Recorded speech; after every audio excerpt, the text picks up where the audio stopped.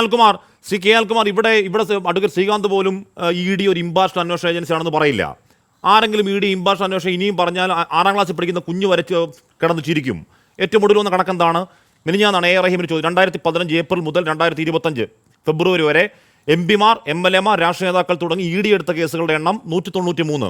അതിൽ പ്രതിപക്ഷ നേതാക്കൾ തന്നെയല്ലേ കൂടുതൽ എന്ന ചോദ്യത്തിന് പോലും പ്രസക്തിയില്ല. 10 വർഷത്തിനിടയിൽ 193 കേസുകൾ EDക്ക് തെളിയിക്കാനായത് എത്ര കേസാണ്? 2 കേസാണ്. ഒന്നാം മോദി സർക്കാർ 42 കേസ്, രണ്ടാം മോദി സർക്കാർ ആയപ്പോഴേക്കും 151 കേസ്. എത്ര ശതമാനത്തിന്റെ വർധനയാണ്? ഏതെങ്കിലും കോൺഗ്രസ്സുകാരോ CPM ഒന്നും പറയുന്നതല്ല. ഇത് രാജ്യസഭയിൽ ചോദ്യത്തിന്റെ മറുപടി രാജ്യത്തോട് ഈ സർക്കാർ പറഞ്ഞതാണ്. Advocate K. അനിൽകുമാർ, താങ്കൾ കരുതിയിരുന്നോ ഈ കുറ്റപത്രം BJPക്കെതിരെ, നേതാക്കൾക്കെതിരെ വരുമെന്ന്? എന്തിനാണ് നമുക്ക് എംബ്രാസ്മെന്റ്? ഇതെല്ലാവരും പ്രതീക്ഷിച്ചിരുന്നതല്ലേ? അല്ല, ഈ രാജ്യ ചരിത്രത്തിൽ ആദ്യമായിട്ടാണ് ED ഇപ്രകാരം തുറന്നു കാട്ടപ്പെടുന്നത്. ഒരു സംസ്ഥാനത്തെ പോലീസ് BJP ഇന്ത്യ രാജ്യം ഭരിക്കുമ്പോൾ ആ BJPയുടെ നേതാക്കന്മാർ നടപ്പാക്കിക്കൊണ്ടിരിക്കുന്നത് കള്ളപ്പണത്തിൻ്റെ പരിപാടിയാണ്, തെരഞ്ഞെടുപ്പിന് വേണ്ടി ദുർബാധ ഉപയോഗിക്കുന്നു എന്ന് നമ്മുടെ മുമ്പിൽ വന്ന ഒരു ചെറിയ പിടിച്ചുപറി കേസിനെ ഉപയോഗിച്ചുകൊണ്ട് അതിൻ്റെ മുഴുവൻ കാര്യങ്ങളെയും വെളിച്ചത്ത് കൊണ്ടുവന്നു എന്നതിൽ കേരള പോലീസിനെ അഭിനന്ദിക്കണം. ഇപ്പം തൽക്കാലം ED നിയമത്തിൻ്റെ വാഴ്ചയിലൂടെ BJP നേതാക്കളെ രക്ഷപ്പെടുത്തിയിട്ടുണ്ട് എന്നവർക്ക് ആശ്വസിക്കാം. പക്ഷെ ജനങ്ങളിത് കണ്ണു തുറന്ന് കാണുകയല്ലേ? BJP നേതാക്കന്മാർ എത്ര വിളിക്കാൻ ശ്രമിച്ചാലും ഒരു വസ്തുത അവിടെ നിലനിൽക്കുന്നു. എന്താണത്? ധർമ്മരാജൻ ഏതോ കൊട്ടാരം വാങ്ങിക്കാൻ കാശും കൊണ്ടുപോയി. ധർമ്മരാജൻ്റെ പണം കൊള്ളയടിക്കപ്പെട്ടു. ഇതിൽ BJPക്ക് എന്താ കാര്യം? ഇതാണ് ഇവിടെ ചർച്ചയിൽ ബഹുമാനപ്പെട്ട ശ്രീകാന്ത് ചോദിച്ചത്. ഞാൻ അദ്ദേഹത്തോട് ആ ചോദ്യം തിരിച്ചാണ് ചോദിക്കുന്നത്. നിങ്ങൾക്കെന്ത് കാര്യം? ഈ ധർമ്മരാജനെ കേരള പോലീസ് പീഡിപ്പിക്കുന്നു എന്ന് പറഞ്ഞ് BJPയുടെ സംസ്ഥാന കമ്മിറ്റി സമരം ആരംഭിച്ചോ? ഈ ധർമ്മരാജനെ കേരള പോലീസ് ചോദ്യം ചെയ്യുന്നു എന്ന് പറഞ്ഞുകൊണ്ട് ഗവർണർ ആരിഫ് മുഹമ്മദ് ഖാനെ കേരളത്തിലെ പ്രധാന BJP നേതാക്കന്മാർ പോയി നിവേദനം കൊടുത്തോ? ധർമ്മരാജനെ പീഡിപ്പിക്കുന്നതിനെതിരായി ഗവർണർ ആരിഫ് മുഹമ്മദ് ഖാൻ ആ നിവേദനം മുഖ്യമന്ത്രി പിണറായി വിജയന് കൈമാറിയോ? മുഖ്യമന്ത്രി പിണറായി വിജയൻ ഗവർണർക്ക് കൊടുത്ത മറുപടിയിൽ ധർമ്മരാജൻ കള്ളപ്പണം കൈകാര്യം ചെയ്തതുമായി ബന്ധപ്പെട്ട കേസിൻ്റെ അന്വേഷണമാണ് നടക്കുന്നത്, കേരള പോലീസ് നിയമപരമായി മാത്രമേ പ്രവർത്തിക്കുകയുള്ളൂ എന്ന് മറുപടി കൊടുത്തോ?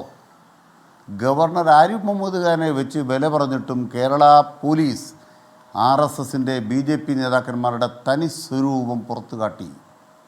കർണാടകത്തിലെ BJPയുടെ MP-ആയി ഇപ്പോൾ ഉയർത്തപ്പെട്ടിട്ടുള്ള പഴയൊരു MLA, അദ്ദേഹം നേതൃത്വം കൊടുത്തുകൊണ്ടാണ് 41.4 കോടി രൂപ കേരളത്തിലേക്ക് കടത്തിയത്. അതിൽ ഒരു സംഖ്യ സേലത്ത് വെച്ച് കൊള്ളയടിക്കപ്പെട്ടു എന്ന വസ്തുത കേരള പോലീസ് പുറത്തു കൊണ്ടുവന്നു. മറ്റൊരു 3.5 കോടിയാണ് ഇവിടെ കൊടകരയിൽ പിടിച്ചു പറിച്ചത്. അത് ആലപ്പുഴയ്ക്ക് കൊണ്ടുപോയ പണമാണെന്ന് തെളിഞ്ഞു. തൃശ്ശൂർ ജില്ലാ കമ്മിറ്റി ഓഫീസിൽ കൊണ്ടുവന്ന പണം പിടിച്ചു പറിച്ച പണത്തിൻ്റെ ഭാഗമല്ല എന്ന് തെളിഞ്ഞു.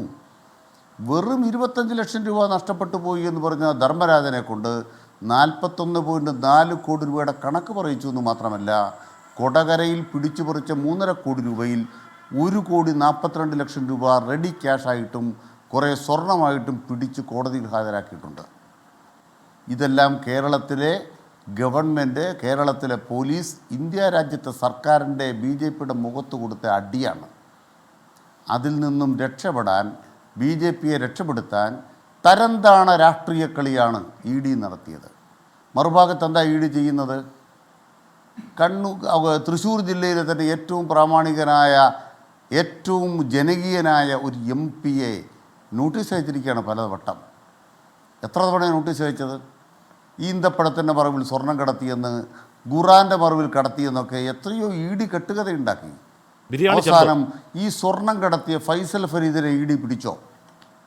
സ്വർണം വിലാസത്തിൽ ഏറ്റുവാങ്ങിയ അറ്റാഷെയോ കോൺസുലേറ്റ് ജനറലിനെ ED പിടിച്ചോ? BJP പ്രതിസ്ഥാനത്ത് വരുന്ന ഏതെങ്കിലും കേസിൽ ED പിടിക്കുന്നുണ്ടോ? BJPയുടെ MP ആയിട്ടുള്ള നേതാവിനോട് ചോദിച്ചോ? ഏതെങ്കിലും നേതാക്കന്മാരോട് ചോദിച്ചോ? ഇവിടെ BJPയുടെ നേതാവായ ശ്രീകാന്ത് പറയുന്നത് അത് മഞ്ചേശ്വരം കോഴക്കേസ് രക്ഷപ്പെട്ടിട്ടില്ല.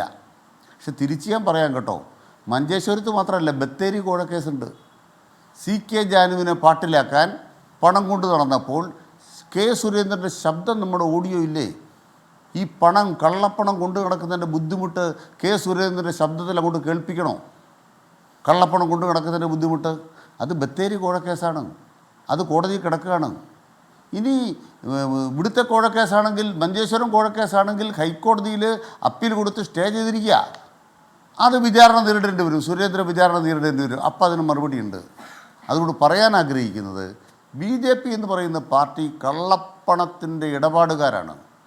നിങ്ങൾ ഇലക്ഷന് കള്ളപ്പണം ഉപയോഗിക്കുന്നു. ഇന്ത്യൻ പ്രധാനമന്ത്രി ചിത്രദുർഗയെ വെച്ച് ഹെലികോപ്റ്ററിലൂടെ പണം കടത്തിയെന്ന ആരോപണം വന്നതാണ്. ഇപ്പോൾ ഏറ്റവും അവസാനം എന്താ സംഭവിച്ചത്? EDയുടെ തലപ്പത്തുള്ളയാളെ പ്രധാനമന്ത്രിയുടെ ഉപദേഷ്ടാവാക്കി മാറ്റി. അദ്ദേഹത്തിൻ്റെ പേരാണ് സഞ്ജയ് മിശ്ര. സഞ്ജയ് മിശ്രയെ പ്രധാനമന്ത്രിയുടെ ഉപദേഷ്ടാവാക്കി മാറ്റിയിരിക്കുക. ഇത്രയും നാൾ EDയിൽ പ്രവർത്തിച്ച ആൾ പ്രധാനമന്ത്രിയുടെ ഉപദേഷ്ടാവാണ്. അതിനർത്ഥം എന്താണ്? പ്രധാനമന്ത്രിയുടെ ആഫീസ് പറയുന്ന പോലെ തുള്ളിക്കളിക്കുകയാണ്. ഈ തത്തയെ കൂട്ടിൽ പോലും അടയ്ക്കണ്ട. പ്രധാനമന്ത്രി പറയുന്നതിനും അമിത്ഷാ പറയുന്നതിനും നിർമ്മല സീതാരാമൻ പറയുന്നതിന് ചുറ്റും തുള്ളിക്കളിച്ചു. ശരിയാണ്. പക്ഷേ ഈ സഞ്ജയ് മിശ്രയ്ക്ക് ഒന്നല്ല 2 കാലാവധി നീട്ടിക്കൊടുത്തു. പറഞ്ഞത് കളവാണ്. സഞ്ജയ് മിശ്രയ്ക്ക് ഒന്നല്ല 2 കാലാവധി നീട്ടിക്കൊടുത്തു. അതിനുശേഷം 1 വർഷം കൂടി നീട്ടിക്കൊടുത്തു. സുപ്രീം കോടതി ഇടപെട്ടു. കാലാവധി നീട്ടിക്കൊടുത്തിട്ട് അതിനുശേഷമാണ് ഇപ്പോൾ ഞാൻ സുപ്രീം കോടതി ഇടപെട്ടിട്ടാണ് തൽക്കാലം പറച്ചുവിട്ടത്. അതെ, ഞാൻ